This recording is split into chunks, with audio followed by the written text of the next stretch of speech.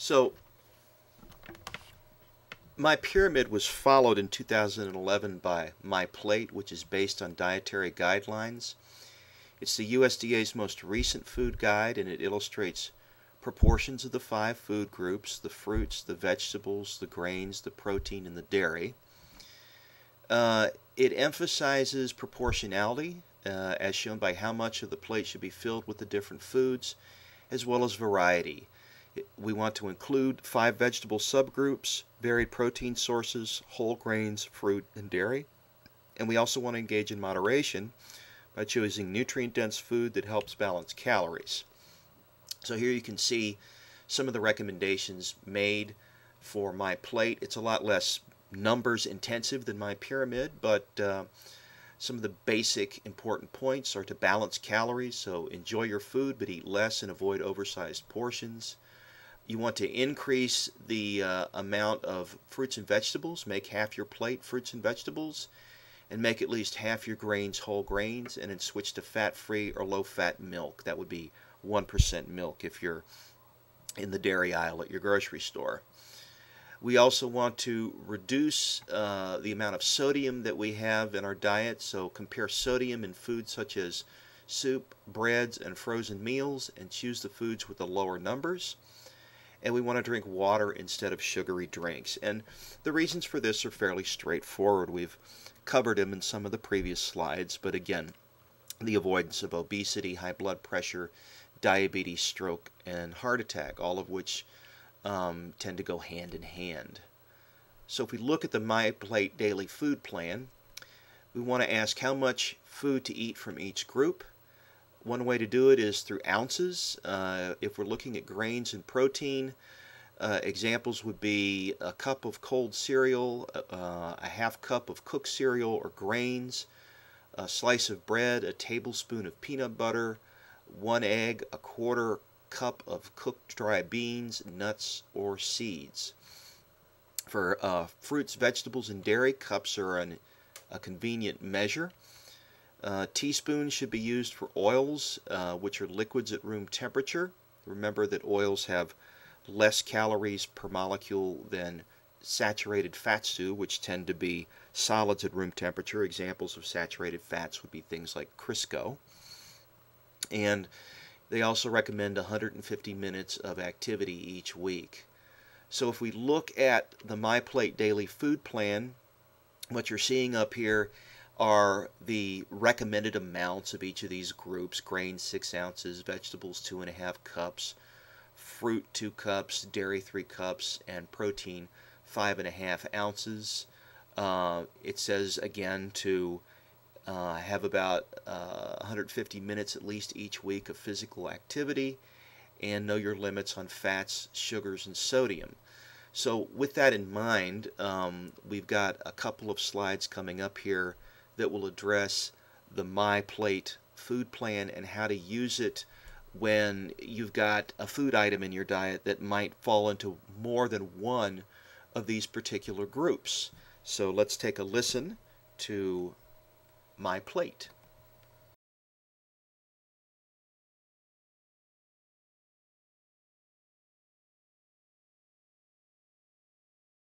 Should what you eat for lunch affect what you choose for dinner? If you want to consume a healthy diet, one that is nutrient-dense, moderate, and varied, the answer is probably yes. What you eat for dinner and during the rest of the day must balance the excesses or deficiencies in what you choose for lunch. The My Plate food guidance system is designed to help you build a healthy diet. If you understand how a meal such as lunch fits into your overall diet for the day, it can help you make choices to meet your needs. Figure 2.10 gives an example of how a lunch of a tuna salad sandwich, a half a peach, and a glass of milk fits into the amounts and types of foods recommended for a person whose energy goal is 2,000 calories per day. Since calorie requirements for people vary, My Plate offers different calorie recommendations based on age, gender, and activity level. The recommendations for a 2,000-calorie diet are shown down the center of this figure. Recommended amounts from each food group can be found for other calorie levels at www.choosemyplate.gov, based on the personal profile you enter.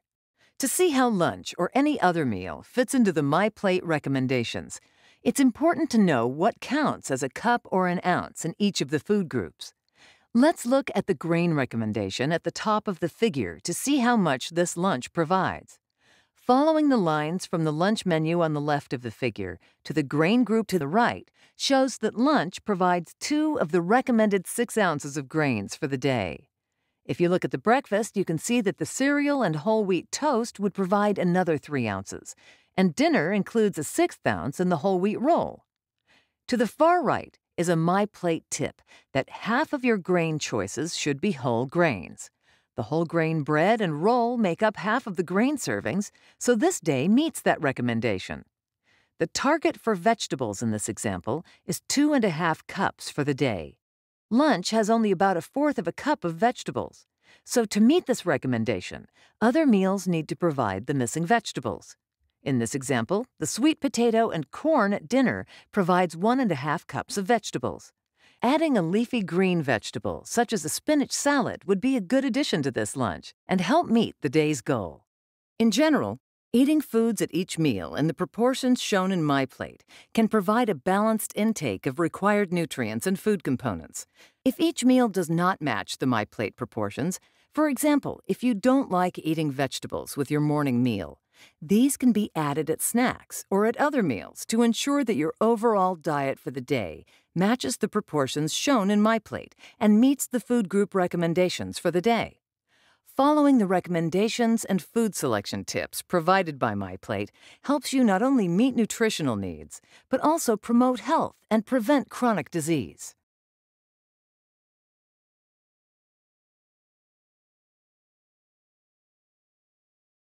What will you be putting on your plate today? Hopefully, you will fill it with vegetables, fruits, whole grains, and healthy dairy and high-protein choices. If you're not sure what a healthy plate should look like, the My Plate Food Guide can help. This simple plate-shaped graphic is designed to show you what a healthy meal looks like. The plate has 4 sections. The size of each section shows you proportionately how much of your food for the day should come from each of the food groups. You may be surprised to see that half of your plate should be filled with fruits and vegetables, and less than 1/4 with protein foods like meat or eggs. The circle off to the side represents a glass of milk or other dairy product that goes with a healthy meal. How do your favorite meals fit onto this plate? A piece of chicken with a salad, broccoli, and rice would be easy to divide into the My Plate food groups. But what if you have a cheeseburger and fries for lunch? The bun is your grain, the patty is your protein, the cheese is your dairy, and the fries, lettuce, tomato, and pickles fill up the vegetables section. All those vegetables make it sound like a healthy meal, but the amounts of lettuce and tomatoes are minuscule, and the fries are loaded with empty calories. Empty calories provide no useful function and increase the likelihood of consuming more energy than your body truly needs. With either meal, you come up short on some food groups. Remember, this is only one meal. If your next meal or snack contains foods from the groups missing from this meal, and your choices have fewer empty calories, your whole day can still match the My Plate recommendations for a healthy diet. Even as we focus on nutrition details for each meal, it's important to keep the big picture in mind. Understand that good nutrition and overall health are based on how you eat day after day, not necessarily meal to meal. How healthy is your diet? Let's take a look at how some of our favorite foods fall onto My Plate.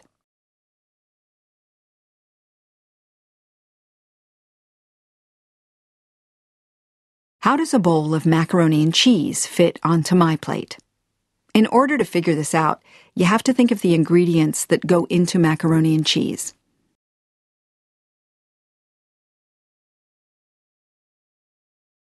One cup of cooked macaroni is equivalent to 2 ounces of grains. A 1-inch cube of cheddar cheese is equivalent to a 1/2 cup of dairy. A serving of macaroni and cheese includes about 1/4 cup of milk. Each serving also has about 1 teaspoon of butter.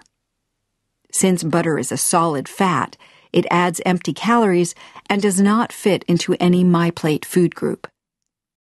How does this meal fit into your food intake for the whole day?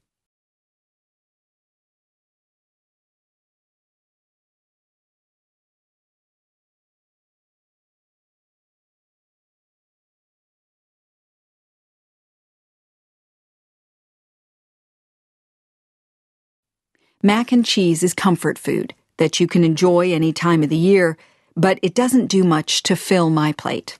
It provides about a third of the grains for the day and a quarter of the dairy, but has no fruits or vegetables and no protein foods. A 1-cup serving has about 400 calories, and many of these calories are from refined carbohydrate in the macaroni and saturated fat from the cheese and butter. You can boost the nutrient density of the meal and add some of the missing food groups by replacing the refined grains with whole wheat pasta and adding some broccoli or other vegetable to your meal. No need to add a food from the protein group, however, because you can easily get your 5.5 ounces of protein for the day at other meals.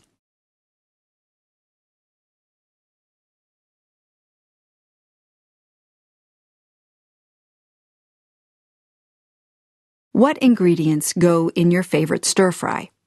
How does this stir-fry fit onto MyPlate? 1 cup of stir-fried chopped mixed vegetables is equivalent to 1 cup of vegetables. 3 ounces of chicken is equivalent to a small breast and is equal to a 3-ounce serving from the protein group. 1 cup of rice is equivalent to 2 ounces from the grains group. Where does the oil go? Oils are liquid fats. They are not a food group, but they are healthy fats that add essential nutrients, so they're not considered empty calories. A 2,000-calorie diet should include about 6 teaspoons of oils a day. Even though they are healthy, they add 9 calories per gram, so too much oil can add calories and contribute to weight gain. Don't forget the sauce.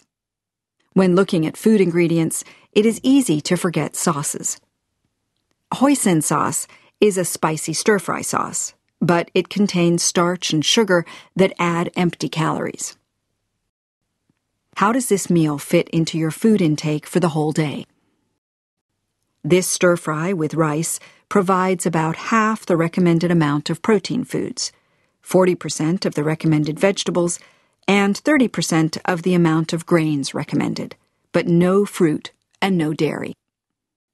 Choose brown rice to add fiber and increase your servings of whole grains. Replace some of the chicken with some almonds or cashews. Nuts provide protein as well as increasing fiber and omega-3 fatty acids. Dairy products are uncommon in Chinese cuisine. Adding some tofu and dark green vegetables to the stir-fry increases the amount of calcium. Without dairy, it is important to consume other sources of calcium. Doubling the amount of vegetables will add color, flavor, and nutrients without many calories. This meal has fewer than 500 calories, so there is plenty of room for fruit. Some pineapple or kiwi goes well with this sweet and spicy stir-fry.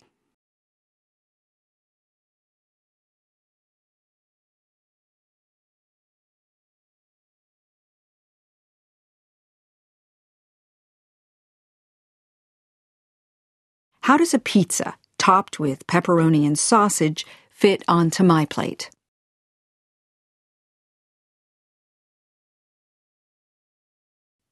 The crust from 2 slices of pizza is equivalent to 2 ounces of grains, or 1/3 of the recommended 6 ounces of grains for a 2,000-calorie diet. There are about 2 tablespoons of tomato sauce on each slice, or a 1/4 cup for both. Pepperoni and sausage are part of the protein food group, but both are high in fat and saturated fat. A 1/3 cup of shredded cheese adds more fat, saturated fat, and calories. How does this meal fit into your food intake for the whole day? 2 slices of pizza provide about 1/3 of the recommended amounts of grains, protein, and dairy for the day, but only 10% of the vegetable recommendation and no fruit. 2 slices of pizza also has about a third of the calories recommended for a 2,000-calorie diet. If you add a soda and garlic bread, it will make this a pretty high-calorie meal. Consider a whole wheat crust pizza to increase your servings of whole grains. Rather than asking for double cheese, cut it in half. This means you'll get half of the total fat, saturated fat, calories, and sodium. And don't worry, there will still be plenty of cheese left on the pizza. Processed meats like pepperoni and sausage offer little to no nutritional value and add lots of fat, calories, and sodium. If you must have meat on your pizza, avoid the multiple meat toppings and choose ones that are lower in fat and calories, such as grilled chicken, Canadian bacon, or ham. Top your pizza with a variety of colorful vegetables like broccoli, mushrooms, onions, green, yellow, and red peppers, hot peppers, or fresh tomato slices. They're not only low in calories, fat, and sodium, they taste great on pizza. You could also boost your vegetable intake by having a salad with your slices. Keep in mind that creamy salad dressings can add calories from fat to your otherwise healthy salad. A better choice might be a salad lightly dressed with oil and vinegar. Unless you have a Hawaiian pizza, it won't add any fruit to your diet. But there are plenty of opportunities to include fruit at other meals and snacks. Remember that a single food like pizza is only one part of your overall diet for the day.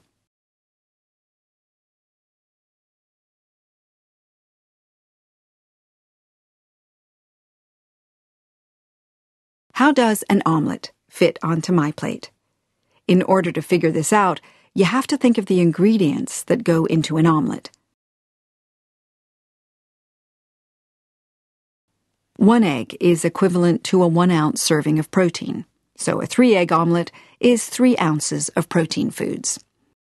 Ham is another source of protein. 2 tablespoons of diced ham are equivalent to a 1-ounce serving of protein. 2.5 tablespoons of shredded cheese count as a half cup of dairy. A half cup of diced peppers, mushrooms, onions, and tomatoes adds flavor, variety, nutrients, and color without many calories. How does this omelet fit into your food intake for the whole day? A Western omelet makes a nutritious meal any time of the day. It provides almost 3/4 of the protein for the day from some lean sources, but only about 1/5 of the vegetables and dairy, and no fruits or grains. Since it only has about 330 calories, you could add some other foods to it to balance how it fits on my plate. Having a slice of whole wheat toast will add an ounce of whole grains. But go easy on the butter and jam. They both add empty calories. Have some low-fat yogurt or a glass of low-fat milk to increase your dairy intake. Adding fresh fruit to the yogurt will improve fruit intake too. Try doubling the vegetables in your omelet. It will fill you up more without adding many calories. Have a glass of orange juice with your omelet, or serve it with a fruit salad. It will add something sweet and tangy to go with your spicy Western omelet.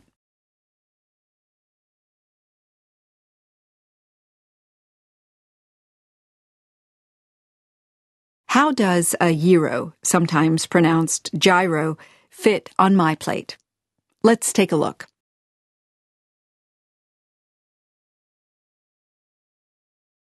A pita pocket is a fun and tasty bread for sandwiches on the go. 1 pita pocket is equivalent to a 2-ounce serving of grains.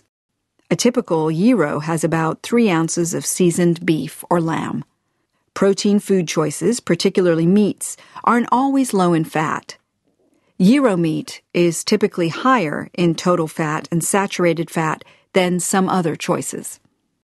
A typical gyro contains about a half cup of sautéed onions and peppers, which is equivalent to 1/5 of the recommended 2.5 cups of vegetables. Where does the sauce go? Gyros are flavored with tzatziki sauce, which is made from cucumbers and yogurt. The amount of cucumber is very small, so it wouldn't show up as much on the vegetables section of my plate. but the yogurt would add 1/8 of a cup of dairy. How does this meal fit into your food intake for the whole day? This Euro sandwich provides about half of the recommended amount of protein foods and 1/3 of the grains, but only about 20% of the vegetables, no fruit, and almost no dairy. It provides about 450 calories. This is just under 1/4 of a 2,000-calorie diet. Let's see how you could modify your choices or make healthy additions to this meal. Choose a whole wheat pita to increase your servings of whole grains. Substitute a lower-fat meat like spiced chicken to cut the calories and saturated fat in the sandwich. Have a glass of non-fat or low-fat milk with your meal, depending on your needs. Perhaps have a salad with your sandwich. It will not only boost the nutritional value of your meal, but also help with weight management because vegetables make you feel fuller faster. But avoid the bacon bits, croutons, cheese, and regular salad dressings that add extra calories to your salad. To round out your meal, it's easy to add fruit. Just peel an orange, slice some melon, or bite into an apple.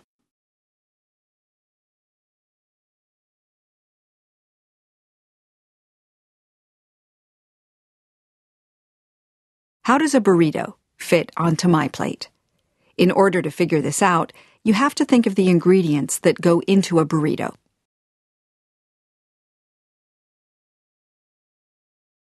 An 8-inch diameter tortilla is equivalent to 2 ounces of grains. Choosing a whole wheat tortilla will make those 2 ounces of whole grains, which are useful in maintaining heart health, increasing satiety, and assisting with weight management. Pinto beans are a high-protein food, so a half cup of them counts as a 2-ounce serving of protein. Because beans are legumes, they can also count as vegetables. A half cup of beans counts as a half cup of vegetables. 2 ounces of ground beef is the amount in a very small burger patty and counts as 2 ounces in the protein group. About 2.5 tablespoons of shredded cheese counts as a half cup serving of dairy. Together, the shredded lettuce, diced tomatoes, and salsa that garnish your burrito are equivalent to about a half cup of vegetables. What about the sour cream? Sour cream is made from butterfat, so it adds fat but few nutrients, and is therefore considered empty calories. Although there is no place for these on my plate, consuming a small number of empty calories is okay. Too many can increase your calorie intake and contribute to weight gain. How does this meal fit into your food intake for the whole day? Although this burrito does not contribute anything to the fruit group, it contributes something to each of the other groups. It provides 1/3 of the recommended amount of grains for the day and almost 3/4 of the recommended protein, but only about 1/5 of the vegetables and dairy. If you count the beans as a vegetable, the amount it provides in each food group is more balanced, providing about 35% of the protein foods and 40% of the vegetables. Whichever way you count it, to make your plate match the My Plate recommendations, your other meals and snacks need to have more fruits and dairy. Making sure you have enough from each food group is only part of a healthy diet. Making nutrient-dense choices that are low in empty calories is also important. With 2 tablespoons of sour cream, this meal has about 600 calories, or 1/3 of what is recommended for the day, so it can easily be part of a 2,000-calorie diet. But if you add a large soft drink and a big cookie to this lunch, which consist of almost all empty calories, the calorie tally would almost double.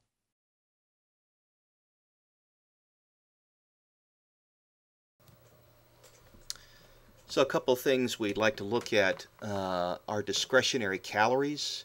There is some wiggle room in a lot of these recommendations.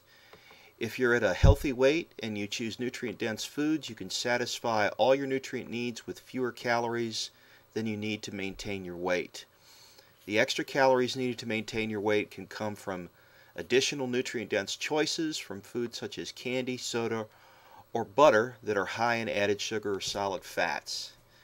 However, some empty calories come from foods that belong to a food group but contain added sugars and solid fats as well. Example would be these donuts, which look wonderful, are in the grain group, but about half their calories are empty calories that come from solid fat and sugar. And so you're going to the likelihood that you're going to burn all that off with a normal activity level is minimal.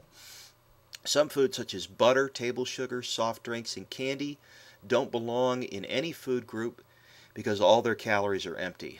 Oils are healthy fats, so they're not considered to be empty calories.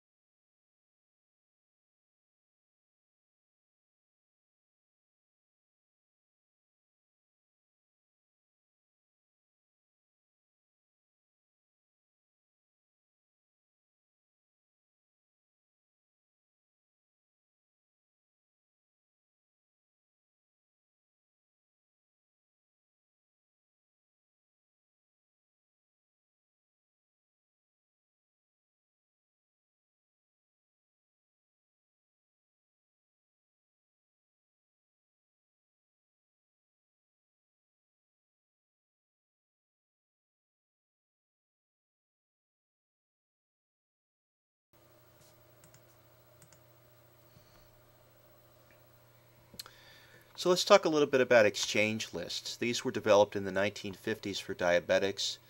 Their use expanded to plan diets for anyone watching caloric intake. Foods in the same exchange list have the same amounts of energy, carbs, proteins, and fats per serving. And so foods on a list can be exchanged with other foods that are on the exchange list. So this provides you a mechanism to introduce variety in your diet. There are a set of food group recommendations developed, as we stated, in the 1950s to plan diets for people with diabetes, but since then their use has been expanded to planning diets for anyone who has to monitor calorie intake. They group foods based on the amounts of energy, carbohydrate, protein, and fat they provide per serving. Foods in the same exchange list each contain approximately the same amounts of energy, carbohydrate, protein, and fat, and therefore any one of the foods on a list can be exchanged with any other food on the list without altering the calories or amounts of carbohydrate, protein, or fat in the diet. We also want to take a look at food labels because this is how you're going to gather your information to make an informed decision when you go shopping. These are designed to help consumers make healthy choices. They provide information about the nutrients in a food and how it fits into the diet. All packaged foods have to have a nutrition facts panel and an ingredients list. And so let's take a listen to how to read and understand a food label.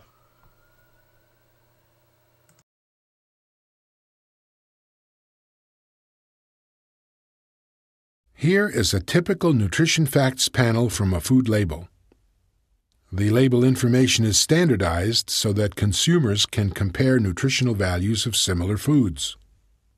The basic information is serving size, servings per container, calories per serving, and calories from fat per serving. Compositional information is listed for total saturated and trans fat, cholesterol, sodium, total carbohydrate, dietary fiber and simple sugars, and protein. The percent of established daily values are also listed for each component except protein and trans fat.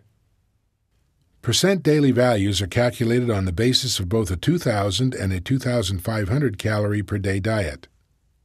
Percent daily values for vitamin A, vitamin C, calcium, and iron are also displayed. The percentages of daily values are calculated from the established daily values for these components. The established daily values are shown on the label for both the 2,000 and 2,500 calorie per day diets. Compare the established daily value for total fat for the 2,000 and 2,500 calorie diets. The established daily value is based on the recommendation that the total fat be no more than 30% of total calories. 30% of 2,000 is 600 calories. 600 calories divided by 9 calories per gram equals 66.6 grams of fat. That is adjusted down to 65 for the purposes of the label. 30% of 2,500 is 750 calories. 750 calories divided by 9 calories per gram equals 83.3 grams. This is adjusted down to 80. These calculations are repeated for saturated fat, carbohydrate, and dietary fiber. Cholesterol and sodium recommendations are upper limits for intake and independent of the calorie intake. Calories per gram for fat, carbohydrate, and protein are often included. From the weight of total fat on the label, you can check the percent daily value that the label displayed.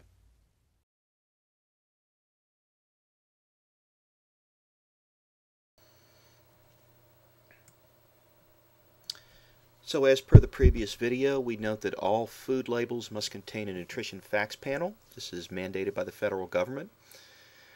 This section of the label presents information about the amounts of specific nutrients in a standard serving. The serving size on the label is followed by the number of servings per container, the total calories, and the calories from fat in each serving. If a person eats twice the standard serving, he or she is consuming twice the number of calories listed. The next section of the Nutrition Facts panel lists the amounts of nutrients contained in a serving and, for the most part, the amount they provide as a percentage of the daily value. The percent daily value is the amount of a nutrient in a food as a percentage of the daily value recommended for a 2,000 calorie diet. That's a benchmark. Because a daily value is a single standard for all consumers, it may overestimate the amount of nutrient needed for some population groups, but it does not underestimate the requirement for any group except pregnant and lactating women. Lactating women, those are women who are producing breast milk, generally pregnant women. This label shows 30 milligrams of cholesterol per serving. How much cholesterol would you consume if you ate the whole box of macaroni and cheese? And the answer there is 60 milligrams because there's 2 servings in the box. What percentage of the daily value would that represent? And it would represent 20% of the daily value, again, because you multiply the number of servings times the percent daily value to arrive at what the box would give you if you ate the entire item. The ingredients list contains contents in the order of most abundant to least abundant based on weight. It's required for foods with more than one ingredient, and it's helpful for people with allergies or who are avoiding certain ingredients, for example, animal products. To make this more active, what you'd like to do is look at some food labels around your house and just go down the ingredients list, and you'd often be surprised at the number of items that contain added sugar, added fat, added salt, and how high they are on the ingredients list. And you can use sort of a thumbnail estimate in the ingredients list to kind of guide your decisions. Make sure that you're not consuming too much refined sugar, too much salt, and too many calories. Okay, nutrient content claims. These are statements that highlight a characteristic of a food that might be of interest to consumers. The FDA has established specific descriptors. For example, free is used on products that contain no amount of or only a trivial amount of fat, saturated fat, cholesterol, sodium, sugar, or calories. And fat-free is only used if the food contains less than half a gram per serving.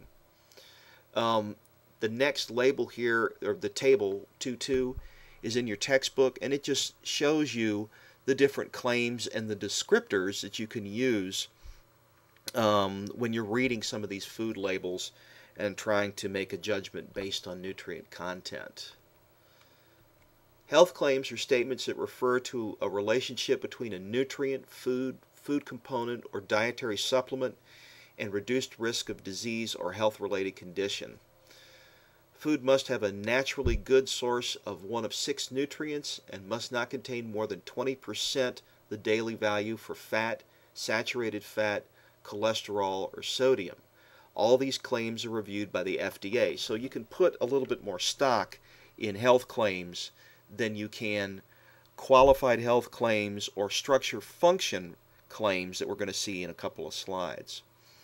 So they describe the relationship between a nutrient, food component, or dietary supplement and the reduced risk of a disease or a health-related condition.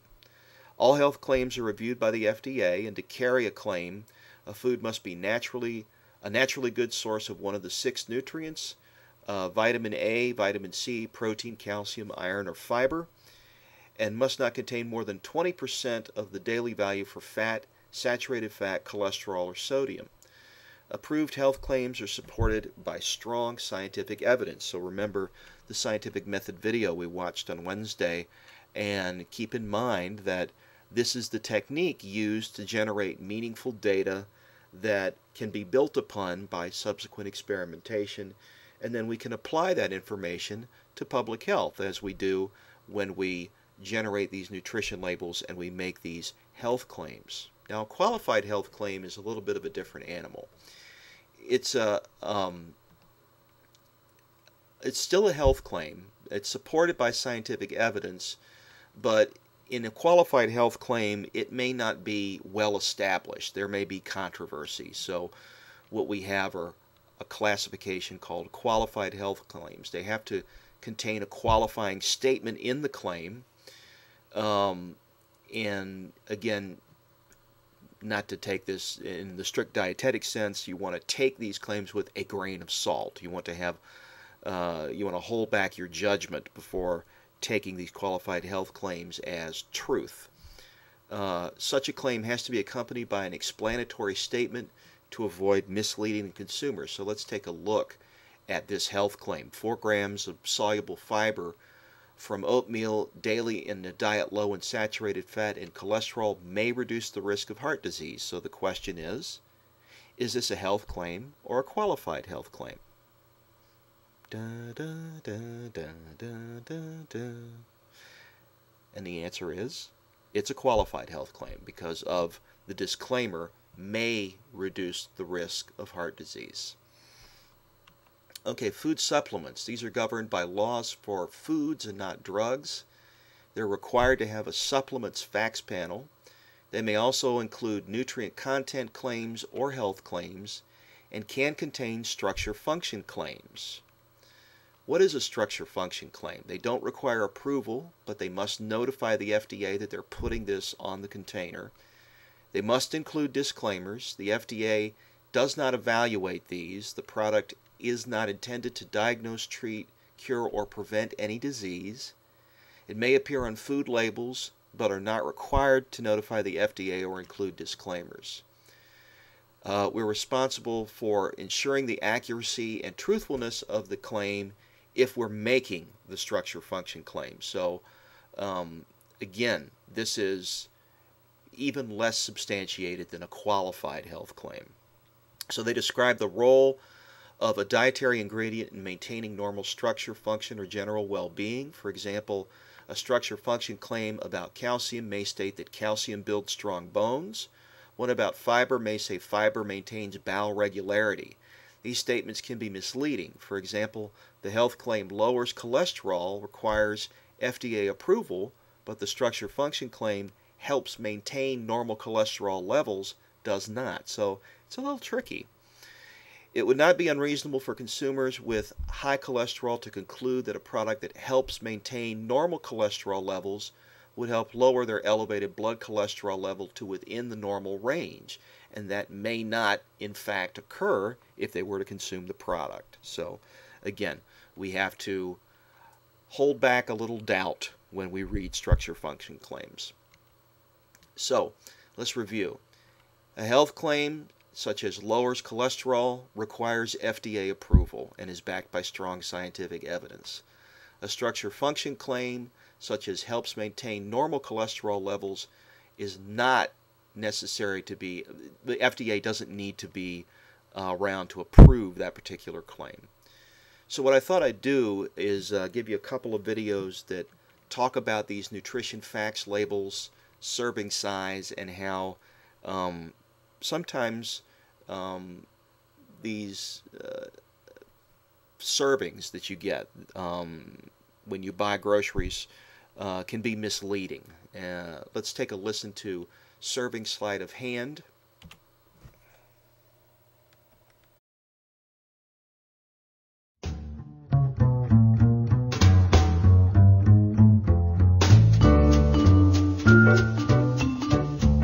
Companies spend billions of dollars each year to make their products irresistible to consumers. And it works. Obesity rates are at shocking levels. We have a supersized culture, and Americans are eating more and more. But you wouldn't know it from the serving sizes listed on many packaged foods, which often seem to bear no relation to how people really eat.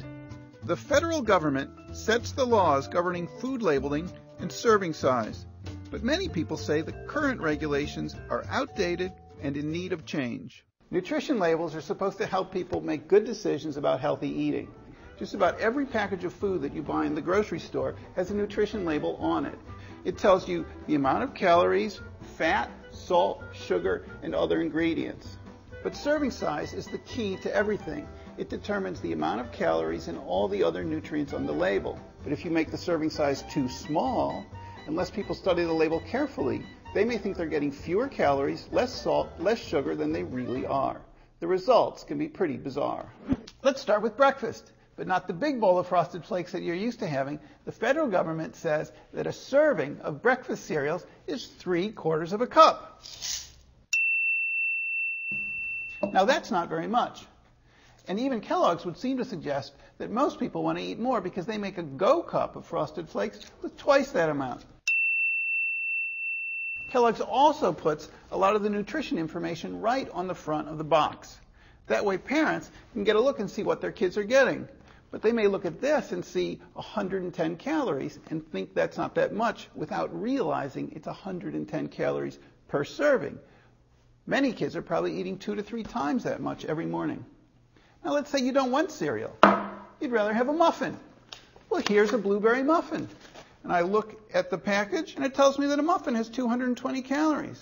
But wait a minute. A serving size is half a muffin. That's 220 calories for half of one of these.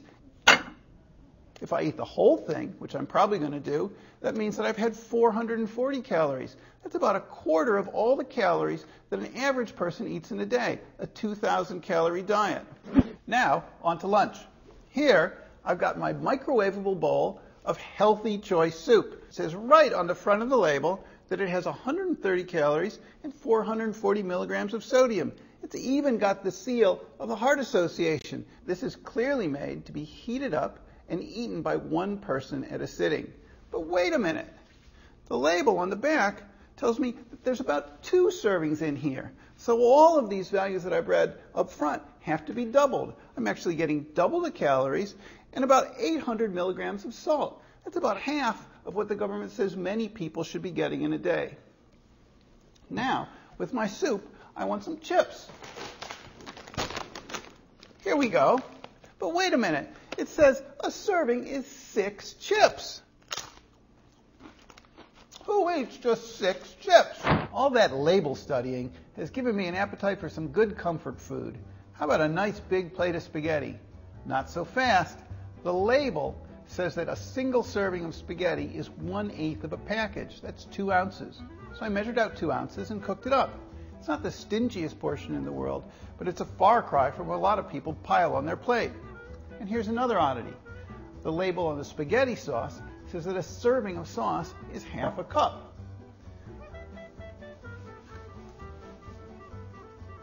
So now my one FDA-sanctioned portion of spaghetti is swimming in sauce. It kind of makes you wonder if the pasta guy and the sauce guy were talking to each other the day they came up with the serving sizes. So, how did we get here? When Congress told the Food and Drug Administration to create standard serving sizes in the early 1990s, it said they should match what Americans typically ate at one sitting. To find out what that was, The FDA looked at surveys taken in the 1970s and 1980s where people were asked about their eating habits. The problem is, people often underestimate how much they eat, making the study suspect, and Americans have been eating more and more, which means many of the original portions are now out of date. The FDA recognizes that there is a lot of confusion out there about serving size and nutrition information in general, and they're working to figure out ways to make it easier for people to understand. Until that happens, the next time you go to the supermarket, you might want to think about bringing a couple of things along besides your shopping list and your wallet. How about a calculator and a magnifying glass? I'm Willie Newman with the New York Times.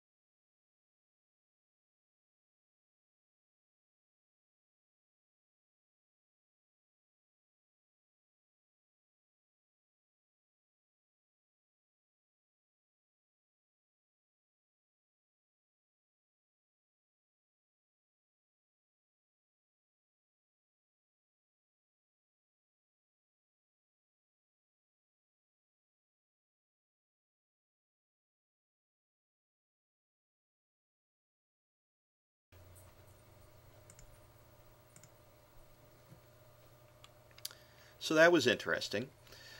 Let's do some math. let's calculate with a serving size of 1 cup and the number of servings per package equaling 4 and the saturated fat equaling the 10% of the daily value and sodium 30% of the daily value. If you ate this entire package, how much of the daily value would you consume and how much of your sodium? So let's wait a moment.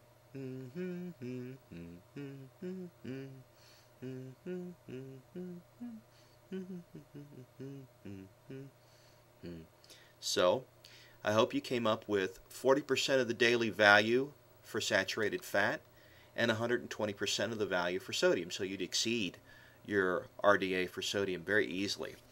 And this is some of the important information that you'll take with you the next time you shop and you pick up a package and you think that's a serving when in fact it's a package, and you need to look at the nutrition label to find out how many servings are indeed in a package. I'll give you a piece of personal experience. I recently bought some potato chips, some healthy quote-unquote potato chips, and I looked on the back of the package and it said that 16 chips would give me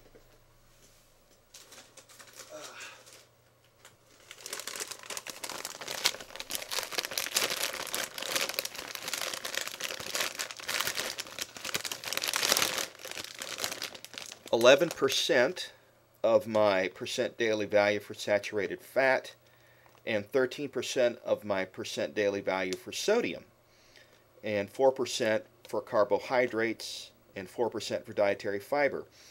And it said that there were 18 servings per container, and this is a pretty big bag of chips.